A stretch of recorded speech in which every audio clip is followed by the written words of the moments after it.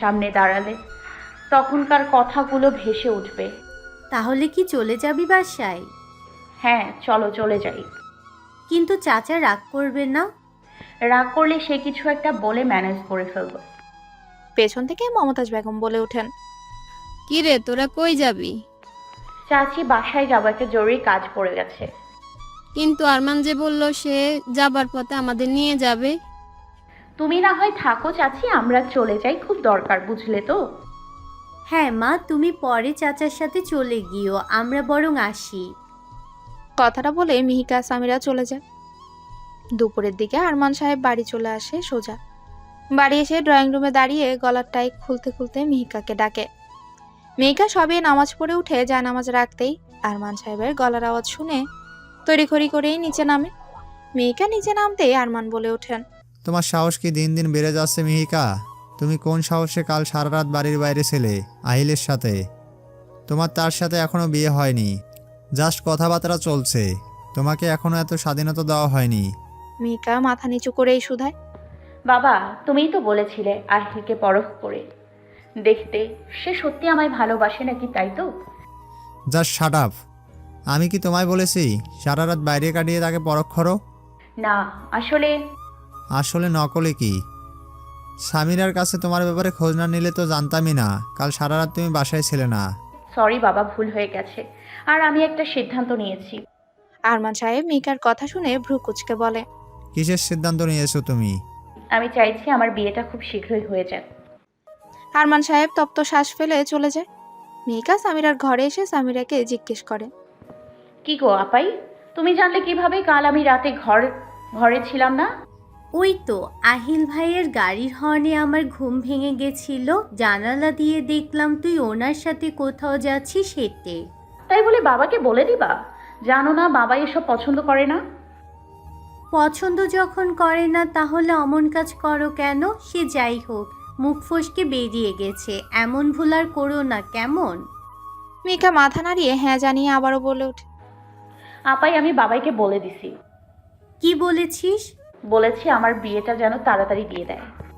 কথাটা সামিরার কর্ণকুহর হতে ভ্রু কুঁচকে বলে, সিরিয়াসলি তুই বলছিস চাচাকে এই কথা? যেই মেয়ে কালও বলছিল বিয়ে করবে না, সেই মেয়ে আজ বলছে সে বিয়ে করার জন্য উঠে পড়ে লেগেছে।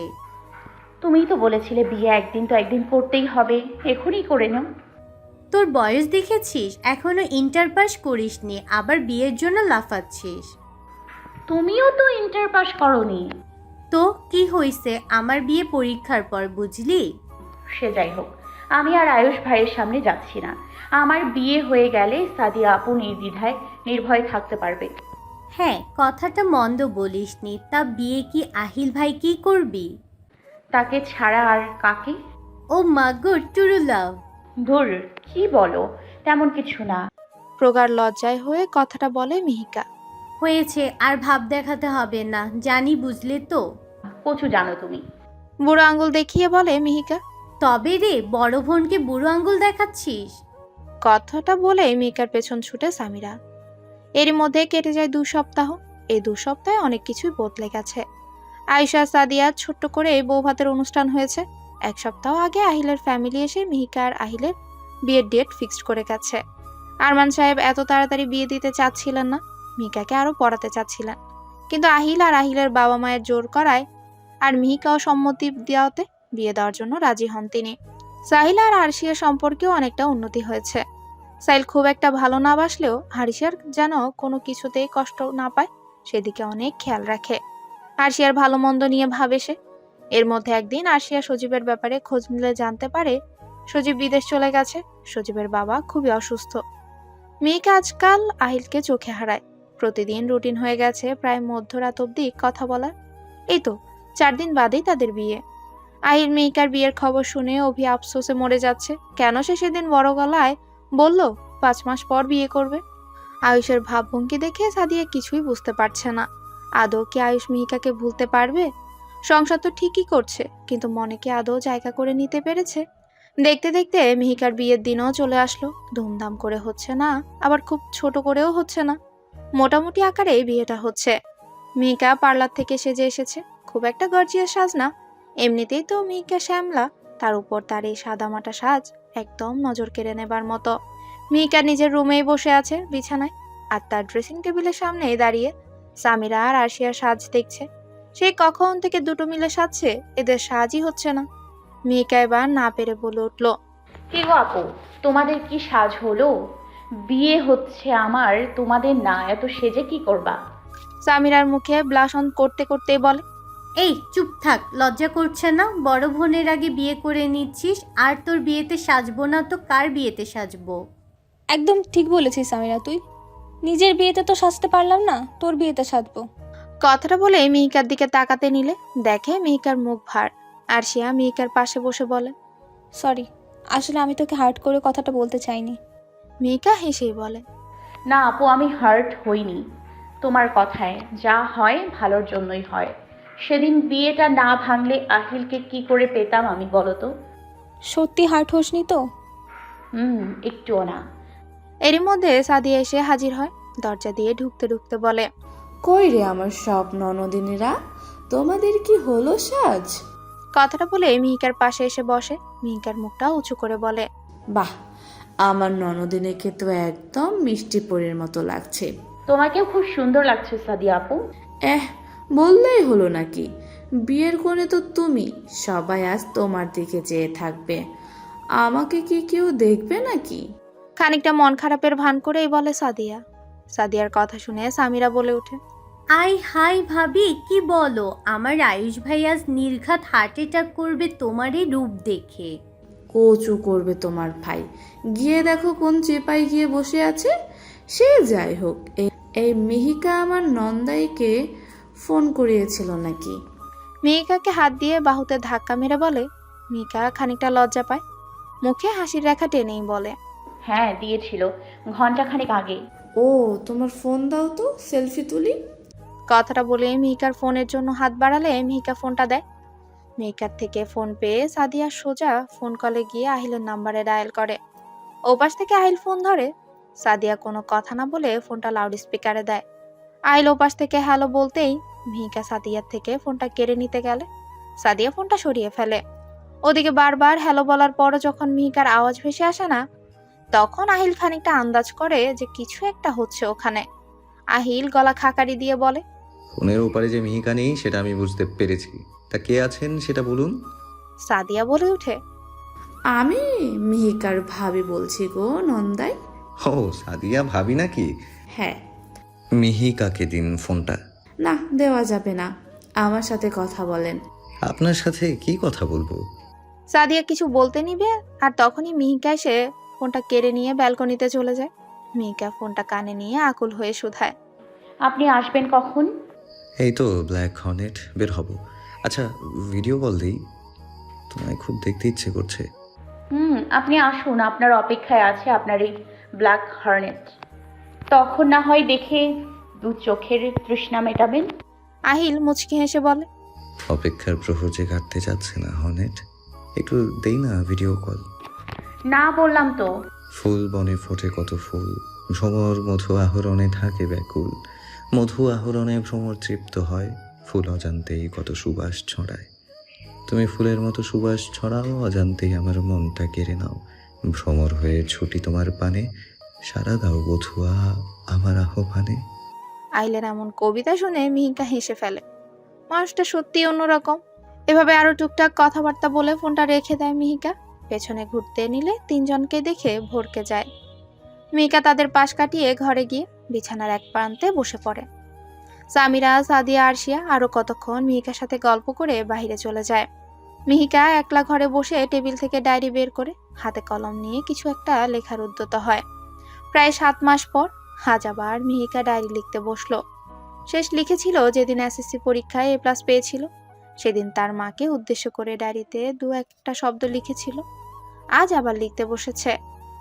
ডায়েরির পৃষ্ঠা উল্টিয়ে লিখে, মা, দেখতে পারছো তোমার সেদিনের সেই মেয়েটার আজ বিয়ে হতে চলছে। এবার আর সে ভুল কাউকে বেছে নেয়নি, সঠিক মানুষকেই বেছে নিয়েছে তোমার মেয়ে। আজ তুমি থাকলে তোমায় জড়িয়ে ধরে খানিকটা সময় কেঁদে নিতাম, তবে সেটা দুঃখের না, সেটা হতো সুখের। তোমার মেয়ের আজ থেকে নতুন এক অধ্যায় শুরু। তুমি দোয়া করো মা, আমি যেন মানিয়ে গুছিয়ে চলতে পারি। আরও কিছু লিখতে উদ্যত হলে বাহির থেকে আওয়াজ ভেসে আসে, বর এসেছে, বর এসেছে। মিহিকা ডায়েরিটা ড্রয়ারে রেখে জানালার ফাঁক দিয়ে দেখে আহিল দাঁড়িয়ে আছে গেটের সামনে। তার সামনেই ফিতে বেঁধে দাঁড়িয়ে আছে সাদিয়া, সামিরা, আরশিয়া। সাদিয়া, সামিরা, আরশিয়া সবাই 25,000 টাকার বায়না করেছে। 25,000 টাকার 1 টাকাও কম হলে আহিলকে তারা ঢুকতে দেবে না। সাহিল সে কথা শুনে আরশিয়াকে উদ্দেশ্য করে বলে, তুমিও ওদের দলে নাম দিচ্ছ আরশিয়া? তুমি বরের ভাইয়ের বউ, তোমার থাকা উচিত বরপক্ষের সঙ্গে, সেটা না করে তুমি ওদের সঙ্গ দিচ্ছ। কি করব বলো, বোনটা তো আমারই, তাই যতই বলো না কেন আমি এক পাও নড়বো না। আর আহিল ভাইয়া কি মিহিকার জন্য এইটুকু ত্যাগ করতে পারবে না? আরশিয়ার এমন কথা শুনে পেছন থেকে অভি বলে ওঠে, বুঝলে আহিল, আমার বিয়েতে আমি 1 টাকাও কোনে পক্ষকে নিতে দেব না। দরকার পড়লে বিয়ে না করেই ঘুরে যাব। যদি ভেতরে ঢুকতে না দেয় তাহলে এত কষ্ট করে টাকা রোজগার করে বউকে দেব, সেগুলো কোনো বইয়ের বোনদের দেব। অভির কথা শুনে আহিল মুচকি হেসে মানিব্যাগ থেকে 25,000 টাকা ওদের দিয়ে দিয়ে বলে, কথায় আছে অভি, জানিস না, শালি অর্ধেক ঘরওয়ালি। আহিলের বোন আহিয়া বরপক্ষ থেকে সরে এসে সাদিয়াদের পাশে দাঁড়িয়ে বলে, এই আপুরা, আমি এখন তোমাদের কোনে পক্ষে, আমাকেও ভাগ দাও। আহিয়ার কথা শুনে সামিরা খানিক হেসেই বলে, চিন্তা করো না, 10-5 টাকা তোমায়ও দিব আহিয়া। অভির পানে চেয়ে সামিরা অভিকে ঠেস মেরে বলে, কেউ বিয়ে করতে এসে যদি টাকাই খসাতে না পারে তাহলে তার বিয়ে করা উচিত না, আইবুড়ো থাকুক সে। আহিয়া, এখন যাও 5-10 টাকা পাবে, তখন সেটাও জুটবে কিনা সন্দেহ, বুঝলে? কথাটা বলে গেট ছেড়ে দিয়ে সরে দাঁড়ায় সবাই। আহিল আর বাকি সবাই ভেতরে প্রবেশ করে। সাদিয়া সবার পেছন পেছন হাঁটতে নিলেই হঠাৎ উষ্টা খেয়ে পড়ে যেতে নিলে কেউ এসে সাদিয়ার হাত ধরে ফেলে। সাদিয়া তাকিয়ে দেখে বরপক্ষের সাথে আসা একটা ছেলে। সাদিয়া হাত ছাড়িয়ে নিয়ে ধন্যবাদ জানিয়ে চলে যায় ভেতরে। আয়ুষ সবে বাইরে এসেছিল কিছু একটা মনে করে। বাইরে এসে এমন দৃশ্য দেখে রাগে চোখ লাল হয়ে যায়। সাদিয়া দেখার আগেই চলে যায় আয়ুষ। শফিক সাহেব ভেতরে ঢুকে আরমান সাহেব আর টিপু খানের সাথে কথা বলে নেয় টুকটাক।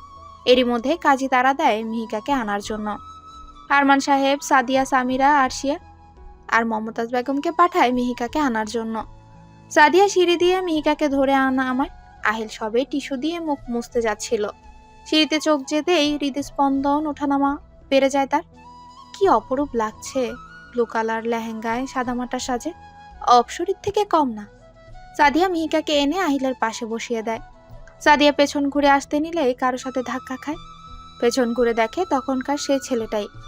সাদিয়া সরি বলে চলে আসতে নিলেই ছেলেটা বলে ওঠে, হে মিস পার্পল, আপনার ফোন নাম্বারটা কি দেওয়া যাবে? এক্সকিউজ মি, আপনি কি আমায় বলছেন? হ্যাঁ, আপনাকে বলছি। বয়স কত তোর? 20 হবে। ফ্লার্ট করার জায়গা পাও না? তোমার চেয়ে 1 বছরের সিনিয়র আমি। তাতে কি জুনিয়র সিনিয়র কি প্রেম হয় না? সাদিয়া মাথায় হাত দিয়ে ফেলে। এই ছেলে বলে কি? চিনি না জানি না সোজা প্রেমে চলে গেছে। সাদিয়া হাত উঁচু করে কিছু বলতে নিবে, আয়ুষ এসে পাশে দাঁড়িয়ে বলে, এই ছেলে, তোমার সমস্যা কি? সেই প্রথম থেকে দেখছি তুমি আমার বউয়ের পিছনে মৌমাছির মতো ঘোরাঘেরা করছো। কি উনি আপনার বউ? হ্যাঁ, কেন, কি হয়েছে? সরি ভাইয়া, আসলে আপুর কাছে জিজ্ঞেস করেছিলাম ওয়াশরুমটা আসলে কোথায়। কথাটা বলে ছেলেটা তাড়াহুড়ো করে চলে যায় অন্যদিকে। সাদিয়া ছেলেটা যাওয়া দেখে হেসে কুটি কুটি হয়ে যায়। সাদিয়ার এমন হাসি দেখে আয়ুষ বলে ওঠে, এত হাসির কি হলো? ছেলে দেখলেই গায়ে পড়তে ইচ্ছে করে নাকি তোমার?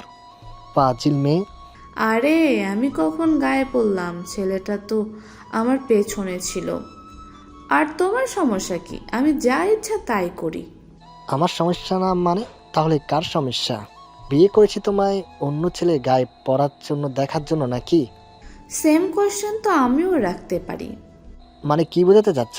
আমি কখনো কারো গায়ে পড়িনি কারো। হ্যাঁ জানি তো। জানলেই ভালো। আর পুরো বিয়ের সময় আমার সঙ্গে থাকবে। আর এক পা ওদিক এদিক গেলে পা ভেঙে রেখে দেব। কথাটা বলে সাদিয়ার হাত ধরে একটা চেয়ারে গিয়ে বসে পড়ে। কাজী সাহেব মিহিকাকে কবুল বলতে বলছে, কিন্তু মিহিকা বলতে পারছে না। বারবার গলার কাছে এসে আটকে যাচ্ছে কথাটা। আহিলকে কবুল বলার সময় আহিল সময় নষ্ট না করে সাথে সাথেই বলে দেয় কবুল। মিহিকাকে কবুল বলতে না দেখে আহিল মিহিকার হাত নিজের হাতের মুঠোয় নিয়ে ফিসফিসিয়ে বলে, এত চিন্তা কেন করছো ব্ল্যাক হর্নেট? আজীবন তোমার পাশে আছি মৃত্যুর আগ অবধি। ভালোবাসি তোমায়। নির্দ্বিধায় বলে দাও কবুল। আমি তোমাকে এই প্রতিশ্রুতি দেব না যে আমি তোমার সব অশান্তি দূর করতে পারবো, তবে এই কথা দিতে পারি যে আমরা একসাথে সেই অশান্তি মোকাবেলা করব, শক্ত হাতে পাশে থেকে। কথাটা শুনে মিহিকা একটু হালকা হয়। অবশেষে কবুল বলে দেয়। সবাই আলহামদুলিল্লাহ বলে ওঠে। বিয়ের সব আনুষ্ঠানিকতা শেষে বিদায়ের বেলা মিহিকা তার বাবাকে জড়িয়ে ধরে কেঁদে দেয়। আরমান সাহেবের চোখ দিয়েও গড়িয়ে পড়ে দুফোঁটা অশ্রু। মেয়েকে বুকের সাথে জড়িয়ে ধরে গাড়িতে বসিয়ে দেয়। আরমান সাহেব শফিক সাহেবের হাত ধরে বলে, তোদের ভরসায় আমার কলিজাটাকে তোদের হাতে তুলে দিলাম, সেবারের মতো আর কষ্ট পেতে দেস না। শফিক সাহেব বন্ধুর হাত ধরে বলে, কথা দিচ্ছি আর কোনো কষ্ট পেতে দেব না মিহিকাকে। মিহিকা যেমন তোর মেয়ে, আজ থেকে আহিয়ার মতো সেও আমার মেয়ে। কথাটা বলে বন্ধুর থেকে বিদায় নিয়ে চলে যায় তারা সবাই। আর সেও চলে গেছে তাদের সাথে। শুধু রয়ে গেল সাদিয়া, আয়ুষ, সামিরা, অভি। সাদিয়া আর আয়ুষ মিহিকাদের বাসায় ছাদে দাঁড়িয়ে আছে।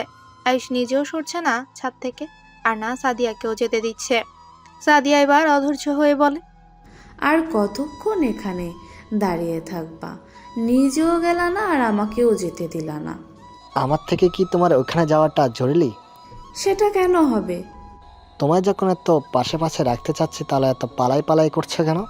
তুমি তোমার পাশে আমার স্থান দিলেও সত্যিই কি আমি পালাই পালাই করতাম আয়ুষ? তুমি যেই দেখলে মিহিকা অন্য কোথাও বিয়ে হয়ে গেল, আর তখন তুমি আমায় মেনে নেওয়ার ট্রাই করছো। তুমি যা ভাববে, তবে আমি ট্রাই করব তোমার পাশে থাকার, তোমার ভালোবাসার কাছ থেকে টাচ নেই, কিন্তু সময় চাই আমার। যত পারো নাও সময়, অপেক্ষায় রইলাম। কথাটা বলেই সাদিয়া ছাদ থেকে নেমে যেতে চাইলে আয়ুষ হাত ধরে আটকিয়ে বলে, আর কতক্ষণ থাকো না আমার পাশে? দেখো না চাঁদটা কত সুন্দর, উপভোগ করো না মুহূর্তটা। সাদিয়া মুচকি এসে আয়ুষের পাশে ছাদের রেলিং ধরে দাঁড়িয়ে থাকে। হয়তো তার জীবনেও আসবে এই সময়টা যেদিন আয়ুষ তাকে চোখে হারাবে। কথাটা মনে করতেই আবারও হেসে ওঠে সাদিয়া। সামিরা অবশ্য যেতে চেয়েছিল, কিন্তু অভি যেতে দেয়নি। আজ সে প্রিয়তমার সাথে কিছুক্ষণ একাকী সময় কাটাবে। গাড়িতে বসে সেই থেকে মিহিকা কেঁদেই যাচ্ছে। আহিল এবার বেশ বিরক্ত। সে কখন থেকে মানা করছে যেন না কাঁদে, কিন্তু মেয়েটা তার কথা কানেই নিচ্ছে না। আহিল একা একাই বলে ওঠে। আহিলের এমন কবিতা শুনে ভ্রু কুচকায় তাকায় মিহিকা। কোথায় কাঁদছে সে সান্ত্বনা দিবে তা না। মিহিকা আবারও কাঁদতে নিলে আহিল এবার রেগে বলে ওঠে, এই মেয়ে, তোমায় কি আমি পানিতে ফেলে দেওয়ার জন্য নিয়ে যাচ্ছি, নাকি কিডন্যাপ করে নিয়ে যাচ্ছি? কান্না করার কি হলো? এ বাড়ি ছেড়ে আমার বাসায় তো যাচ্ছ তাহলে? মিহিকা হাতে থাকা টিস্যুটা নিয়ে নাক মুছে বলে, আশ্চর্য, আপনি জানেন না মেয়েরা কেন কাঁদে? বাবার ভালোবাসা, আদর, স্নেহ ছেড়ে চলে আসা কি খুব একটা সহজ? বাবার মতো কি কেউ এত স্নেহ করতে পারবে? আহিল দুহাত দিয়ে মিহিকাকে জড়িয়ে ধরে বলে, আমি হয়তো তোমার বাবার মতন করে ভালোবাসতে পারবো না, কিন্তু তোমার বাবার পরে যদি কেউ ভালোবাসে তাহলে সেটাই আহিল। তুমি কি জানো, তোমার কাজল কালো ওই দু চোখের কোণে জল আমার সব থমকে দেয়, হয়ে যাই হতবিহব্বল। গাছের শাখে ফুল ফুটেছে, ভ্রমর এলো উড়ে আহিরের স্বপ্নগুলোতে, বাধা আজ এসে তার ছোট্ট কুড়ে ঘরে। প্রেমের গান সারা বেলা তোমায় আমি শোনাবো, ওগো প্রিয় ভ্রমর, তোমারই কাছে আছি আমি। ভ্রমর হঠাৎ কষ্ট পেলে তার প্রিয়রও যে হয় বুক ভারী। বুকের উপর এক হাত দিয়ে কথাটা বলে আহিল। আহিলের কথা বলার স্টাইল দেখে হেসে ওঠে মিহিকা। মিহিকার হাসি দেখে আহিল আবারও বলে ওঠে, আজ থেকে নতুন জীবন শুরু, নতুন এক অধ্যায়। এই অধ্যায়ের কোনো পৃষ্ঠাতেই যেন দুঃখরা এসে হানা দিতে না পারে। তুমি দেখো, কেউ যেন আমাদের এই নতুন জীবনের সূচনা থেকে শুরু করে উপসংহার পর্যন্ত কেউ যেন না টলাতে পারে। এভাবে যেন হাসি খুশিতেই থাকতে পারি।